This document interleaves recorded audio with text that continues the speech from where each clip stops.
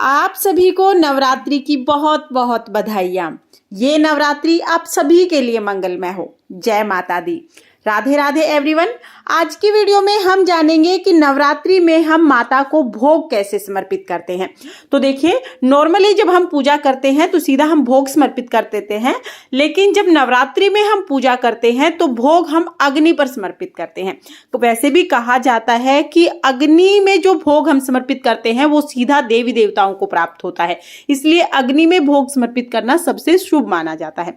तो देखिए, नवरात्रि में जब आप पूजा करेंगे तो अग्नि पर आप इस तरह से गाय के गोबर से जो उपला बना हुआ होता है वो जला लीजिए। और ये उपले आपको पूजा का सामान जहां मिलता है वहां पर आसानी से मिल जाएंगे। छोटी छोटी थेपड़ी बनी हुई मिलती है, बहुत ही अच्छी सी। तो इसको आप दोनों तरफ से जलाकर करसी बना लीजिए। उसके बाद किसी भी मिट्टी के बर्तन में या किसी भी हवन कुंड में, आपके पास छोटा सा हवन कुंड है तो वो ले लीजिए, नहीं तो मिट्टी का जो बर्तन होता है, जो ढक्कन होता है, इसमें भी आप आराम से भोग समर्पित कर सकते हैं। तो उसमें आप इस अंगारी को रख लीजिए। उसके बाद देखिए, हम इसको चौकी पर रख लेंगे अंगारी को, और सबसे पहले हम इसमें कपूर डाल लेंगे ताकि अच्छे से अग्नि प्रज्वलित हो जाए। तो यहाँ पर देखिए, मैंने कपूर डाल लिया है। आप कपूर डाल सकते हैं, घी डाल सकते हैं। उसके बाद हम इसमें अग्नि प्रज्वलित कर लेंगे। तो यहाँ पर मैं ये जो कपूर है इसको जला लूंगी। तो यहाँ पर देखिए, अच्छी सी अग्नि जल गई है। अब इसके बाद हमें इसमें भोग समर्पित करना होता है। तो चलिए थोड़ा पीछे से मैं दिखाती हूँ ताकि आपको पूरी चौकी के दर्शन हो जाएं। तो देखिए, अब हम माता रानी को भोग लगाएंगे। तो भोग में सबसे पहले हम घी समर्पित करते हैं। एक तो घी समर्पित करने से ना करसी में अच्छे से अग्नि प्रज्वलित होती है। और उसके बाद देखिए, सबसे पहले लौंग हम भोग के रूप में समर्पित करेंगे। तो लौंग का जोड़ा हमें चढ़ाना है, और ये फूल वाली लौंग होनी चाहिए, टूटी हुई लौंग नहीं होनी चाहिए।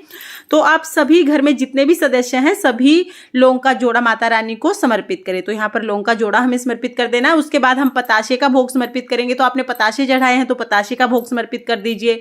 मिश्री चढ़ाई है तो मिश्री का भोग समर्पित कर दीजिए। उसके बाद पंचमेवा आपने चढ़ाया है वो भोग समर्पित कर दीजिए। साथ में ही जो भी मिठाई आपने चढ़ाई है आप उस मिठाई का भी भोग अग्नि में जरूर समर्पित करें। और अगर आपने पान चढ़ाया है तो देखिए, पान का आप इस तरह से बीड़ा बना लें, और बीड़ा बना के फिर आप पान को भी भोग स्वरूप अग्नि में समर्पित कर सकते हैं। कहा जाता है कि अग्नि में जब हम भोग समर्पित करते हैं ना तो वो सीधा देवी देवताओं को प्राप्त होता है, इसलिए अग्नि में भोग समर्पित करना सबसे ज्यादा शुभ माना जाता है। जब भी कोई बड़ा तीज त्योहार होता है या जब भी हम कोई बड़ा अनुष्ठान करते हैं तो अग्नि में ही भोग समर्पित करते हैं हम देवी देवताओं को। उसके बाद देखिए, जब आप पान समर्पित कर दें उसके बाद आप इसमें कपूर और घी डाल दें ताकि जो पान है वो अच्छे से जल जाए। तो इस तरह से हम अग्नि में पान भी समर्पित कर देंगे। उसके बाद जल के छींटे हमें जरूर लगाने हैं। तो आप चाहे तो हाथ में जल लेके इस तरह से वार सकते हैं, या आप सीधे जल के छींटे लगा सकते हैं। तो आप इस तरह से जल के छींटे भी लगा सकते हैं।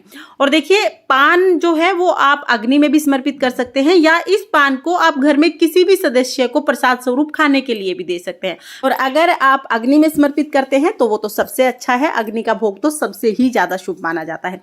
तो इस तरह से नवरात्रि में पूरे 9 दिन तक हम माता रानी को भोग समर्पित करते हैं। और देखिए, आप चाहें तो आप दोनों समय माता रानी को इसी तरह से भोग समर्पित कर सकते हैं, लेकिन अगर दोनों समय आप ना भी ऐसे कर पाए तो सुबह के समय तो आप जरूर अग्नि में ही माता रानी को भोग समर्पित करें।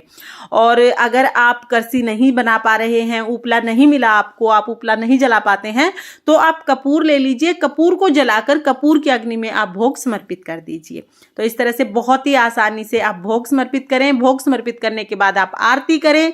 तो यहाँ पर हम पहले गणेश जी की आरती करेंगे, उसके बाद माता रानी की आरती करेंगे। और आप चाहें तो कपूर से आरती कर लें, आप चाहें तो अलग से दिया जलाकर भी आप आरती कर सकते हैं। तो देखिए, हमारे यहाँ पर तो इस तरह छोटा सा हवन करके ही माता रानी को भोग समर्पित कर दिया जाता है। अगर आप हवन सामग्री समर्पित करना चाहते हैं तो गौरी गणेश जी के नाम की आहुति समर्पित कर दें, और साथ में ही 9 आहुति आप माता रानी के नाम की समर्पित करें। तो इस तरह से आप हवन सामग्री समर्पित करके भी छोटा सा हवन कर सकते हैं। फ्रेंड्स, माता रानी को भोग समर्पित करने का ये सरल तरीका आपको कैसा लगा मुझे जरूर बताना। और अगर आपको ये वीडियो पसंद आई हो, वीडियो अगर आपके लिए थोड़ी बहुत भी यूजफुल हो, तो प्लीज वीडियो को लाइक कर देना। और हम महिलाएं घर में तीज त्योहार कैसे मनाते हैं ये देखने के लिए मेरे चैनल को सब्सक्राइब कर लेना। तो फिर मिलते हैं किसी और वीडियो के साथ। तब तक के लिए जय माता दी। राधे राधे।